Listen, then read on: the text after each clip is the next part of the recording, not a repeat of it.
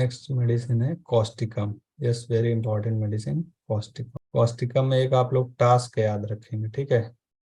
क्या होता है टास्क? ये इसका वही। कॉमन नेम होता है जो कि हनीमैन ने बोला था, ठीक है। टिंक्चूरा एक्रिस साइन, ठीक है। तो ये भी क्वेश्चन पूछा गया है, इसका इधर उधर करके वर्ड दे देंगे कि हनीमैन ने ये कॉस्टिकम को क्या कहते थे, तो टिंक्चूरा एक्रिस साइन काली। टास्क करके याद रखेंगे तो आपको याद रहेगा। Adapted to person with dark hair and rigid fibre, ठीक है। थोड़ा सा डार्क जैसे जो कॉम्प्लेक्शन वाले या डार्क हेयर वाले लोगों को होते हैं उनके लिए ये अडेप्टेट करती है या बेसिकली इंडिकेट करती है। फिर weakly psoric with excessive yellow sallow complexion subject to affection of respiratory and urinary tract. मतलब एक तो डार्क कॉम्प्लेक्शन होगा, डार्क हेयर हो गए, और दूसरा क्या होगा कि ऐसे सैलो कॉम्प्लेक्शन भी हो सकता है। मतलब येलो सैलो कॉम्प्लेक्शन, जैसे ऐसा लगेगा ना कि जैसे ब्लीडिंग कम हो रही है। एक मिनट, रिकॉर्डिंग हो रही है नहीं हो रही। With excessive yellow sallow complexion. आप देखो ये subject to affection of respiratory. तो इस तरह के जो पेशेंट होते हैं, जैसे कॉस्टिकम का जो पेशेंट होता है, इनको जनरली किस तरह की कंप्लेन होती है? यूरिनरी या फिर रिस्पायरेटरी से रिलेटेड कंप्लेन रहती है। फिर चिल्ड्रन वीक है with dark hair and eyes, delicate sensitive skin, prone to intertrigo during dentition और conversion with eruption of teeth. अब देखो डार्क आई डार्क हेयर तो हम लोग पढ़ चुके हैं कि डार्क आई होगा, डार्क हेयर होगा, डार्क कॉम्प्लेक्शन होगा, डेलिकेट सेंसिटिव स्किन हो गए। इंटरट्रिगो वर्ड इंपॉर्टेंट है। इंटरट्रिगो क्या होता है? बेसिकली जहां पर भी स्किन का फोल्ड होता है, नहीं जैसे यहाँ पर हो गया या यहाँ पर स्किन का फोल्ड हो गया, जहां पर भी स्किन का फोल्ड होता है, परस्पायरेशन होता है, और वहां पर अगर इस तरह के रैशेस डेवलप होते हैं तो उसी को क्या बोलते हैं? इंटरट्रिगो कहते हैं। और ये किस समय डेवलप होता है? स्पेशली ड्यूरिंग डेंटिशन, ठीक है। डेंटिशन के समय होता है। बट ये सिम्टम अगर मिल रहा है तो किसी भी एज ग्रुप में आप इसको दे सकते हैं, ठीक है। इंटरट्रिगो इसमें है ड्यूरिंग डेंटिशन। तो और कौन सी मेडिसिन है? लाइकोपोडिन। और इसमें क्या होता है? डेंटिशन के समय कन्वर्जन भी डेवलप होता है बच्चों में। तो इसके बच्चे कैसे हो गए? डार्क हेयर हो गया, उसको इरप्शंस कहते होते हैं। इंटरट्रिगो वर्ड इसमें आपको याद रखना है। और साथ में टीथिंग के समय इनको कन्वर्जन भी हो सकते हैं। जैसे बच्चे के दांत निकलना शुरू हुए उसी समय उसको एपिलेप्टिक अटैक आना भी शुरू हो गया। फिर इसके बाद है disturb functional activity of brain and spinal cord. इनको ब्रेन और स्पाइनल कार्ड से रिलेटेड कोई प्रॉब्लम आती है, डिस्टर्ब फंक्शनल एक्टिविटी है। और ये कैसे डेवलप होता है? फ्रॉम एग्जॉस्टिंग डिजीज और severe mental shock resulting in paralysis. मतलब कोई भी ब्रेन से या स्पाइन से रिलेटेड इनको कंप्लेंट डेवलप होती है कब? After from any exhausting disease. जैसे मान लो पेशेंट को कोई ऐसी बीमारी हो गई कि बहुत महीनों से पड़ा हुआ है, अब इसके बाद में धीरे धीरे उसको क्या हुआ? उसका स्पाइन में प्रॉब्लम हो गया या फिर उसको पैरालिसिस डेवलप हो गई, ठीक है। तो या फिर दूसरा इसमें हो सकता है या फिर सीवियर मेंटल शॉक के कारण भी उसको पैरालिसिस डेवलप हो सकती है। जैसे मान लो ये पेशेंट हैं, अब इनको पता लगा कि इनकी कंपनी में बहुत बड़ा लॉस हो गया है, मतलब ऐसा लॉस हो गया कि अब शायद ये उससे उबरना इनको मुश्किल हो जाएगा। सीवियर मेंटल शॉक लगा जिसके कारण से पेशेंट को क्या हुआ? अ, उसको पैरालिसिस डेवलप हो गया, ठीक है। तो बात समझ में आई कि ब्रेन का कंप्लेन हो सकता है या फिर स्पाइनल कार्ड का कंप्लेन हो सकता है। उसका कॉजेशन क्या हो सकता है? कोई सीवियर डिजीज हो सकती है या फिर कोई सीवियर मेंटल शॉक हो सकता है, उसके कारण से पैरालिसिस। और आपको पैरालिसिस की अगर एक दो बहुत इंपॉर्टेंट मेडिसिन याद रखना है ना, तो कॉस्टिकम और gelsemium are very important medicine and very good medicine. Causticum as well as gelsemium, अगर कोई भी पेशेंट आता है इस तरह की पैरालिटिक कंडीशन को लेके, ठीक है। नहीं किसी को आप लोगों ने देखा होगा बेल्स पाल्सी हो जाता है। बोला पेशेंट कि हम जा रहे थे, बस से गए और हम खिड़की की तरफ बैठे थे, हमको हवा लगी ठंडी और जिसके बाद हमारा पैरालिसिस हो गया, ये मुंह टेढ़ा हो गया। या कभी कभी पेशेंट ऐसे ही कहता है कि हम इसमें बाइक में बैठ के जा रहे थे, बहुत हवा लग गई हो गया, या फिर कुछ भी छोटी सी भी घटना होती है फिर उसका पैरालिसिस डेवलप हो जाता है। तो इसमें एक अभी आप लोग सिम्टम पढ़ेंगे कि पैरालिसिस ऑफ सिंगल पार्ट और एज ए होल। मतलब हो सकता है कि उसका वोकल कार्ड में पैरालिसिस हो जाए, एक हाथ में पैरालिसिस हो जाए, या आईलिड में पैरालिसिस हो जाए, या फिर पूरी बॉडी में भी हो सकता है। तो पैरालिसिस वाली बात समझ में आ गई। अब ठीक देखो है। ये सिम्टम भी इसका बहुत, रॉनेस एंड सोरनेस, ठीक है। ये बहुत इसमें मिलेगा। रॉनेस एंड सोरनेस मतलब पेशेंट को एक छिला छिला सा रहता है, सोरनेस मतलब दुखन जैसी रहती है, ठीक है, या हो सकता है यहाँ पर उसको दर्द हो रहा है, ऐसा लगता है जैसे छिल गया है, जरा सा छूने से भी उसको दर्द होगा। ठीक, तो रॉनेस एंड सोरनेस आप skull, throat, respiratory tract, rectum, anus, urethra, vagina, मतलब किसी भी बॉडी के पार्ट में उसको इस तरह का फीलिंग हो, जैसे पेशेंट यहाँ पर बता रहा है कि ऐसा लगता है एकदम से छिल गया है यहाँ पर, ठीक है। और जरा से भी पानी पीता है तो दर्द होने लगता है, चाय पी रहा है तो वहां पर दर्द होने, तो rawness and soreness is very important. It can be found in any part of body. अगर पेशेंट को ऐसा लगता है एज ए ब्रूज्ड, ठीक है, तो कौन सी मेडिसिन हो जाएगी? आर्निका। ठीक है, जैसे इसको रॉनेस एंड सोरनेस फीलिंग होती है, और अगर एज ए ब्रूज लगेगा तो मेडिसिन हो जाएगी आर्निका। एज ए स्प्रेन्ड, नहीं जैसे मोच जैसा आ गया हो, तो कौन सी मेडिसिन हो जाएगी? रस्टॉक्स। तो ये तीनों सिम्टम आपको याद रखना है, रॉनेस सोरनेस फीलिंग हो रही, कॉस्टिकम, एज ए ब्रूज्ड है तो medicine arnica, as a sprained तो मेडिसिन रस्टॉक्स। अब देखो मिलेंकली मूड है, ठीक है, एकदम उदासी छाई हुई है, ठीक है, उदास, हताश, निराश बैठेंगे, ठीक है। सैड, होपलेस, ठीक है, बहुत दुखी हैं और ऐसा लगता है कोई होप नहीं बचा, मतलब अब कुछ नहीं होने वाला, इस टाइप के उनको आ जाता है होपलेसनेस की कंडीशन। और ये मिलनकली मूड कैसे डेवलप हो सकता है? फ्रॉम केयर, ग्रीफ और सॉरो, मतलब हो सकता है किसी का केयर करने के कारण हो, नहीं जैसे मान लो छोटा बच्चा है, ठीक है, बहुत उसके पीछे एकदम लगना पड़ता है, ठीक है, दिन रात उसकी केयर कर रहे हैं, या मतलब या मान सकते हैं फैमिली में कोई उसके पति की तबीयत खराब है, या फिर फादर की देखभाल करना है, या मदर की देखभाल करना है, तो फ्रॉम केयर, एक्सेसिव केयर अगर वो कर रहा है, या कोई ग्रीफ उसको हुआ है पेशेंट को, ठीक है, या कोई दुख हुआ है, उसके बाद में उसको मिलनकली मूड डेवलप हो सकता है। विद वीपिंग, ठीक है, और बहुत रोना भी आ रहा है, बार बार बेचारी सब रो डाल रहे हैं, ठीक है। Least think make the child cry, और छोटी छोटी बातें बच्चों को कैसा कर देती हैं एकदम, जैसे नहीं जरा सा आपने कुछ कह दिया तो वो बस एकदम से रोने लगे, जैसे कि पल्सिटी लाइक पेशेंट होता है। तो मिलनकली मोड है, केयर, ग्रीफ एंड सॉरो के साथ हो सकता है, इसमें भी वीपिंग होता है, जैसा कि वीपिंग किसमें होता है? पल्सिटी में होता है।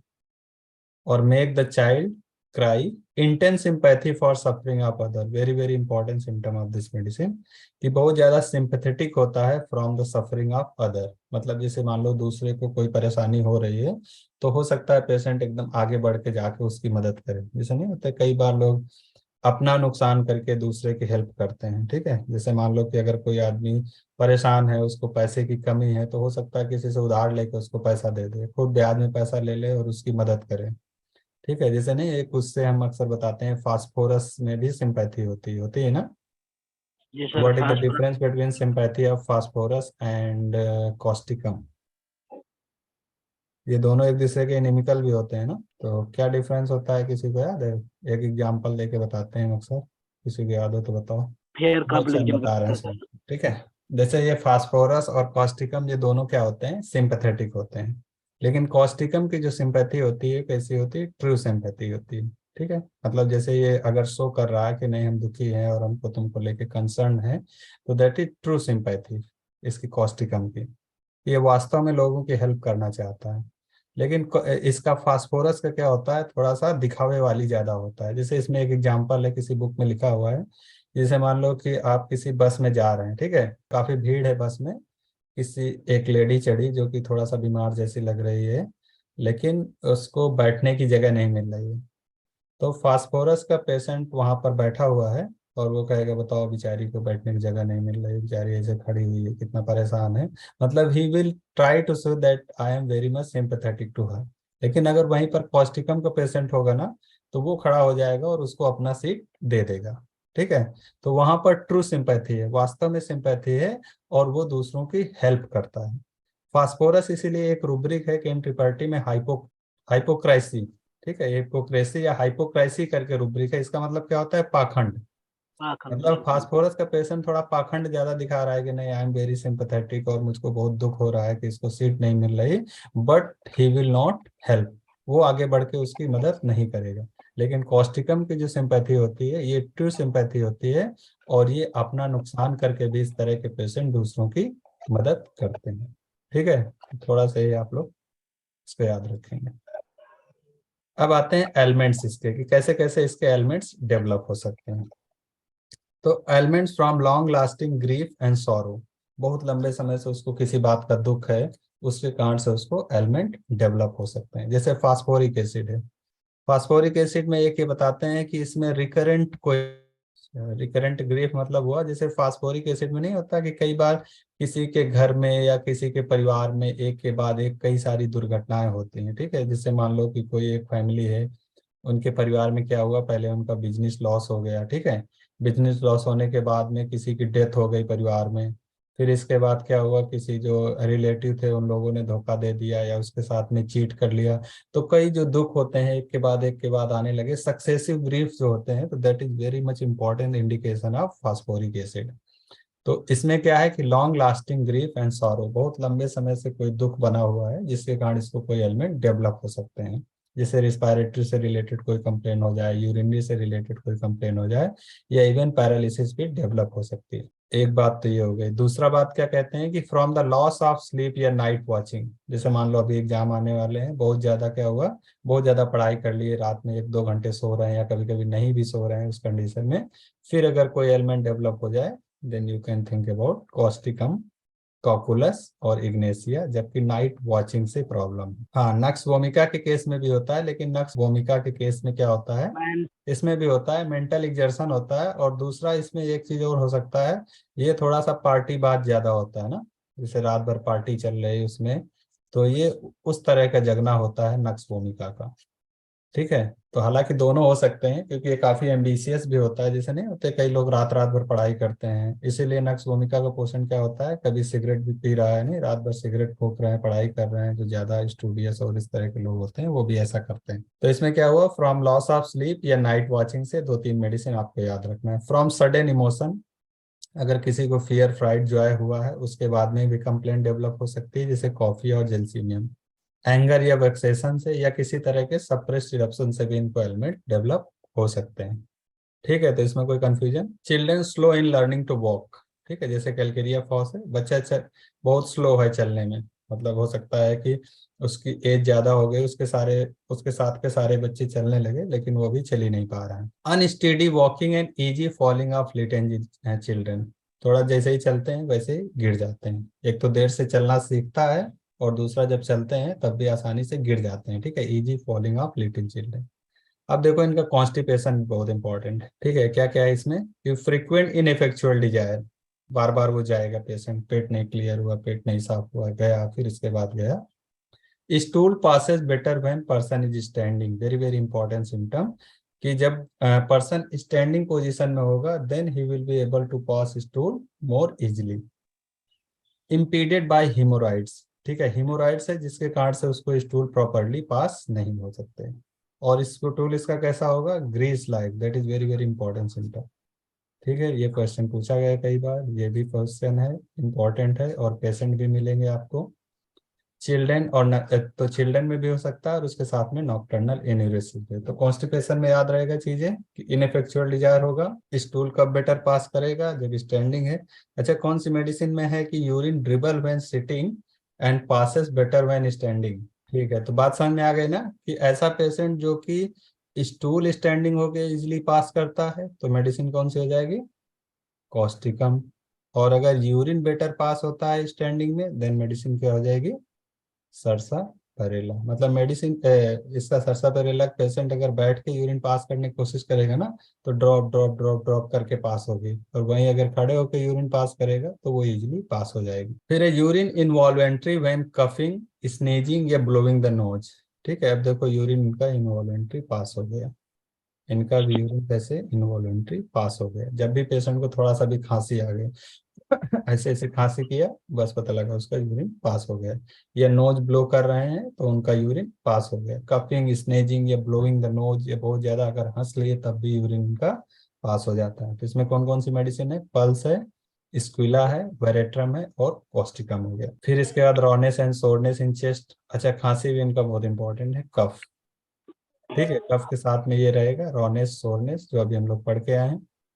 with inability to expectorate sputum must swallowed, again very very important symptom, कि इनको खांसी आएगी, लेकिन जैसे नहीं कुछ लोग खांसी आती है तो ऐसे करके अपना उसको निकाल दिए, जो भी कफ जमा था उसको निकाल दिए बाहर, निकल गया। लेकिन इनमें है कि स्प्यूटा को वो बाहर निकाल ही नहीं पाते हैं, और वो उसको मस्ट सॉलो, फिर उसको सॉलो कर लेते हैं। तो और कौन कौन सा मेडिसिन है, आर्निका है और कैलिकार। अच्छा, किस मेडिसिन में है जिसमें कि बहुत ज्यादा कंजेशन रहता है ड्यू टू स्पुटम कारण और वो उसमें भी बाहर नहीं आता? एंटिम टार्ट।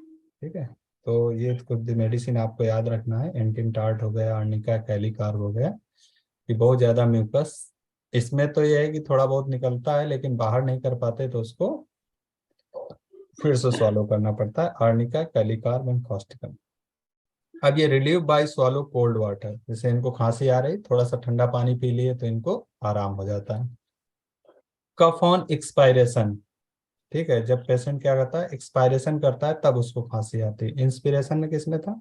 स्पॉन्जिया और एस्टिक एसिड। ठीक है, तो एक्सपायरेशन के समय कौन कौन सी हो गई? कॉस्टिकम और एकोनाइट। अब देखो, pain in hip, cough with pain in hip, नहीं हम लोगों ने अभी एक मेडिसिन पढ़ा था थोड़े दिन पहले जिसमें होता था cough with pain in distant part, उसमें ब्लैडर था। कैप्सिकम। कौन सी मेडिसिन थी वो?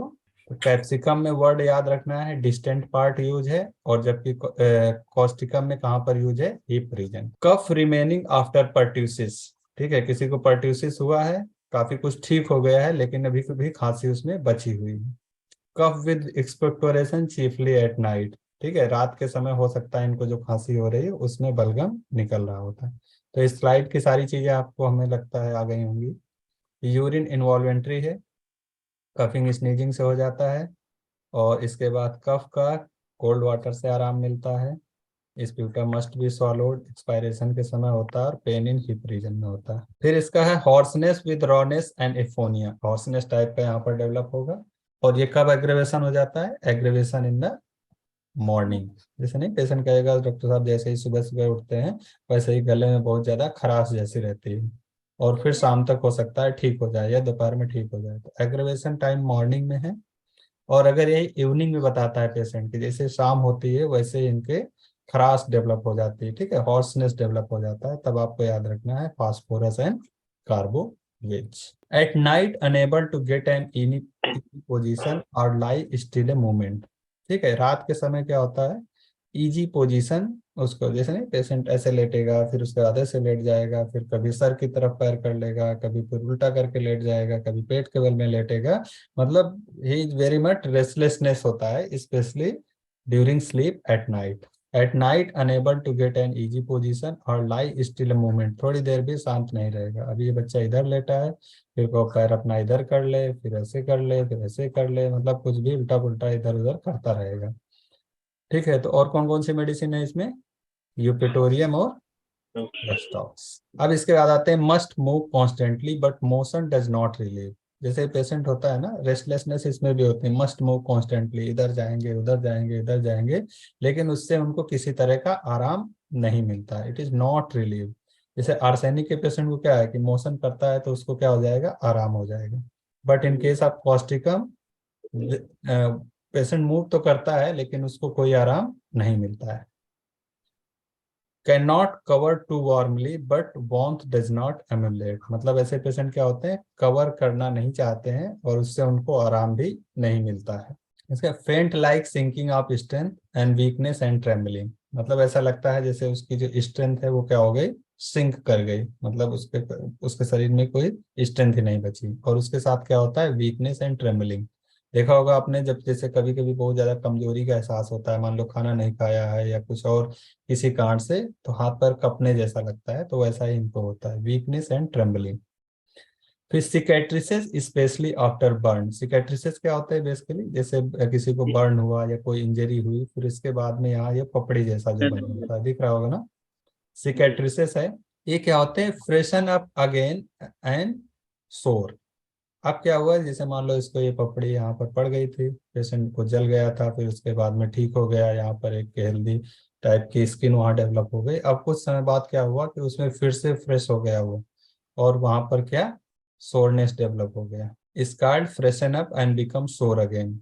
ओल्ड इंजरीज रीओपन, पुरानी जो इंजरी थी वो फिर से क्या हो गया? रीओपन हो गया। पेशेंट से they never have been well since that burn, और ये एक पेशेंट का स्टेटमेंट होता है कि उस बर्न के बाद में डॉक्टर साहब एक बार जल गए थे और जलने के बाद में फिर कभी हम ठीक रहे ही नहीं, या उस जलने के बाद में हमेशा हमारा पेट ही खराब रहा, या उस जलने के बाद में मतलब हमारा याददाश्त भी कमजोर हो गया, इस टाइप का। तो अगर पेशेंट कभी ऐसा वर्ड यूज करता है कि नेवर वेल सिंस, ठीक है, never well since, this is very important कि नेवर वेल सिंस, और फिर इसके बाद वो कोई एक चीज ऐड करता है कि वो बर्न के बाद कभी ठीक नहीं रहा, या इस डर के बाद वो कभी ठीक नहीं रहा, इस तरह का, तो उसमें अलग अलग मेडिसिन हो जाती है। ठीक है, तो अगर पेशेंट बर्न के बाद यूज कर रहा है देन मेडिसिन कौन सी हो जाएगी, कॉस्टिकम। और इसका सिकेट्रिसिस वाला सिम्टम समझ में आ गया ना, सिकेट्रिसिस होगी और अगर वो फिर से रीओपन हो जाते हैं देन मेडिसिन कॉस्टिकम। अब आते हैं इनका मेंसेस। ठीक है, menses too early, too feeble, only during the day. ठीक है, this was important, only during the day, and ceases on lying down. ठीक है, मेंसेस केवल दिन के समय होंगे और लेटने से क्या हो जाएंगे, बंद हो जाएंगे। अभी कौन सी मेडिसिन हम लोग पढ़े थे जिसमें menses only when lying down, creosote. अब आते हैं इसका पैरालिसिस, जो अभी हम लोग बात कर रहे थे पैरालिसिस। तो पैरालिसिस आप सिंगल पार्ट, ठीक है, बॉडी के किसी एक सिंगल पार्ट में हो सकता है, जैसे वोकल ऑर्गन में हो जाए, टंग की पैरालिसिस हो जाए, आईलिड का पैरालिसिस हो जाए, फेस की पैरालिसिस हो जाए, ब्लैडर का पैरालिसिस हो जाए, या फिर जनरल भी पैरालिसिस इनको हो सकता है। ठीक है, और साइड कौन सा ज्यादा इंपॉर्टेंट होता है इनका, राइट साइड। ठीक है, from exposure to cold wind और ड्राफ्ट में, जैसे अभी हम लोग बात कर रहे थे कि बस में विंडो वाली सीट पे बैठ गया, खिड़की वहां खुला थी या खोल के बैठा, बहुत उसको ठंडी हवा लगी और फिर इसके बाद उसको पैरालिसिस डेवलप हो गया। और कब इसको पैरालिसिस हो सकती है, टाइफाइड फीवर हुआ उसको क्या हुआ, पैरालिसिस डेवलप हो गया। डिप्थीरिया हुआ उसके बाद में उसको पैरालिसिस डेवलप हो गया। पैरालिसिस का कैसा होता है, ग्रेजुअली अपीयरिंग। ठीक है, ये भी हो सकता है पैरालिसिस इनका कि ग्रेजुअल अपीयर हो रहा है, मतलब धीरे धीरे, पहले से हाथ में कुछ दिन से कमजोरी आना शुरू हुआ और कमजोरी आने के बाद 1 महीने 2 महीने 4 महीने बाद वो धीरे से पैरालाइज हो गए, धीरे धीरे करके पैरालाइज हो गए। तो ग्रेजुअली अपीयरिंग भी इसमें हो सकता है। ठीक है, तो पैरालिसिस में 3 4 चीजें हैं, सिंगल पार्ट हो सकता है, ठीक है, फिर पार्ट के सारे नाम लिखे हुए हैं, फिर इसके बाद साइड इसका इंपॉर्टेंट है, राइट साइड में होता है, एक्सपोजर टू कोल्ड विंड से हो सकता है, ड्राफ्ट ऑफ एयर से हो सकता है, किसी फीवर के बाद में हो सकता है, और ये कैसा होता है, ग्रेजुअल अपीयरेंस का होता है। अब आते हैं ड्रूपिंग ऑफ आईलिड, जैसे नहीं अभी हम लोग डिस्कस कर रहे थे कि टोसिस में कौन कौन सी इंपॉर्टेंट मेडिसिन है। तो ड्रूपिंग ऑफ अपर आईलिड, ठीक है, ये आंख एकदम ऐसे गिरे हुए रहेगी और ऐसा लगेगा पेशेंट जैसे सो रहा है, पेशेंट नशे में है, ऐसा करके उसको फील होगा। Can not keep them open, तो जब ड्रूपिंग होती है ना तो पेशेंट उनको ओपन नहीं कर पाता है। तो ये मेडिसिन कुछ आपको याद रखना है, कोलोफाइलम, जेल्सीमियम, ग्रेफाइटिस। ठीक है, और ड्रूपिंग ऑफ बोथ लीड अगर लिखा हुआ है देन मेडिसिन आपकी हो जाएगी सीपिया। ठीक है, तो कभी कभी ये क्वेश्चन डायरेक्ट पूछा गया है कि ड्रूपिंग ऑफ बोथ लीड्स, तो उसमें मेडिसिन है सीपिया। फिर rheumatic affection with contraction of the flexor and stiffening of the joints. ठीक है, रिमेटिक अफेक्शन होगा और इसमें contraction is very very important. जैसे आप लोगों ने देखा होगा ना, कैसे रिमेटिक पेशेंट होते हैं, उनके ऐसे फिंगर हो जाते हैं, ऐसे करके हो जाते हैं, ऐसे रहते हैं, कुछ काम नहीं कर पाते हैं, इस टाइप के, जैसे इसमें भी दिखाया गया है। तो रिमेटिक अफेक्शन हो उसके साथ कॉन्ट्रेक्शन हो जाए देन वेरी गुड मेडिसिन, ये कुछ मेडिसिन है बहुत इंपॉर्टेंट है, जिससे अमोनियम म्यूर है, ठीक है, साइमेक्स है, ग्वाइकम है, और ये नेट्रम्यूर है। ऐसा लगेगा शॉर्टनिंग ऑफ मसल्स, यानी ये जो मसल्स है ना ये शॉर्ट हो गए हैं जिसके कारण से ये खिंच जा रहे हैं सब। तो इसमें ये मेडिसिन आपको याद रखना है, ammonium mur, साइमेक्स, guaiacum and natrum mur. अब इसके बाद वार्ड्स इनके, तो वार्ड्स कैसे हैं इनके, लार्ज, जैग्ड, ऑफन पेडेंकुलेटेड, पेडेंकुलेटेड वार्ड होते हैं। ठीक है, जैसे यहाँ थोड़ा सा ये रहता है और उसके बाद ये बड़ा सा वार्ड हो जाता है। ब्लीडिंग इजली, ठीक है, और कौन सी मेडिसिन में इजिली ब्लीड करता है वार्ड, एसिड। एक्सुडिंग मॉइस्चर, हो सकता है यहाँ से हल्का सा मॉइस्चर जैसा भी दिखे, या फिर स्मॉल हो सकते हैं ऑल ओवर बॉडी, मतलब छोटे छोटे करके पूरी बॉडी में है। और ये बहुत इंपॉर्टेंट सिम्टम होता है इसका, और very important indication for practical purpose also. अगर कोई ऐसा पेशेंट जिसको टिप ऑफ नोज पे या नोज पे अगर वार्ड है, तो this is an important indication of Causticum patient. ठीक है, हो सकता है यहाँ पे थूजा, डलका मारा, नाइट्रिक एसिड ये सब काम ना करे और ये काम करे, या पेशेंट को दूसरे भी सिम्टम के लिए अगर आया हुआ है, तो this is an important indication of keywords on the notes. Patient improve for a time and then come to standstill condition. Very very important symptom. कि जैसे नहीं होता कई बार कि हम पेशेंट को कोई दवा दिए हैं, ठीक है, और पेशेंट कुछ समय के लिए इम्प्रूव किया, फिर इसके बाद में स्टैंड स्टिल कंडीशन हो गई। जैसे से फॉर एग्जांपल कि पेशेंट को नेट्रम्यूर दिया गया, नेट्रम्यूर इंडिकेट कर रही थी, उसको दिया गया, लेकिन वो क्या हुआ, पेशेंट कुछ तो इम्प्रूव हुआ, फिर इसके बाद इम्प्रूव करना बंद कर दी, स्टैंड स्टिल कंडीशन आ गई। फिर उसको दिया जा रहा है नेट्रम्यूर, काम ही नहीं कर रही, काम ही नहीं कर रहे, तो इस कंडीशन में इस तरह की इंटर करेंट मेडिसिन आप दे सकते हैं, ठीक है, जैसे कॉस्टिकम हो गया, सोराइनम हो गया, सल्फर हो गया, ट्यूबरकुलाइनम हो गया, मिडोराइनम हो गया। इंटर करेंट मेडिसिन आप दे सकते हैं, but only when few symptoms are present. ऐसा नहीं कि आप कोई भी उठा के दे दिए। अगर सिम्टम वहां पर कॉस्टिकम के कुछ मिल रहे हैं तो आप अगर देंगे तो केस को क्या कर देगी, क्लियर कर देगी, ठीक है। तो कभी कभी हो सकता है इसी से ठीक हो जाए, या फिर हो सकता है अगेन आप नेट्रम्यूर देंगे तो पूरा केस सही हो जाएगा। कोई सर केस ये वाला सिम्टम नहीं समझ आया। कौन सा? यही वाला जो पेशेंट इंप्रूव हो रहा, टाइम वाला। अच्छा, इसमें कहते हैं patient improve for a time, ठीक है, मतलब कुछ समय के लिए पेशेंट क्या हुआ, इम्प्रूव किया, फिर इसके बाद एक स्टैंड स्टिल कंडीशन आ गई, मतलब फिर उसका इम्प्रूवमेंट क्या हुआ, स्टॉप हो गया। जैसे पेशेंट आया, बोला डॉक्टर साहब आपने दवा दी थी, हमारा सर दर्द पहले बहुत होता था, अब कम होता है लेकिन अब भी बना रहता है। आपने कुछ समय तक वेट किया, फिर भी इसके बाद पेशेंट बार बार यही बोलता है कि पहली दवा से जितना आराम हो गया था फिर उसके बाद उतना ही बना हुआ है, मतलब स्टैंड स्टिल कंडीशन आ गई। आप फिर से अपना केस रिपर्टाइज किए, लेकिन देखे कि अभी भी वही मेडिसिन इंडिकेट कर रही है। तब उस कंडीशन में क्या करते हैं, फिर हमको इंटर करंट मेडिसिन के बारे में सोच सकते हैं कि जैसे मान लो वहां पर कुछ सिम्टम आपको दिख रहे हैं कॉस्टिकम के, तो आपने एक डोज वहां पर कॉस्टिकम दे दिया, तब इसके बाद पेशेंट ठीक हो जाता है, या फिर उसको अगेन में नेट्रम्यूर देना पड़ सकता है। बात समझ में आ रही है? जी सर। आई फिर थिंक हम अब समझ में आ जाना चाहिए। Yes yes. अब आते हैं इसका इनकम्पैटिबल, ठीक है। अब आते हैं या रिलेशन में आते हैं इसके। तो रिलेशन में क्या है इसका, कॉम्प्लीमेंट्री क्या है इसका, कार्बोवेज और पेट्रोसेलिन।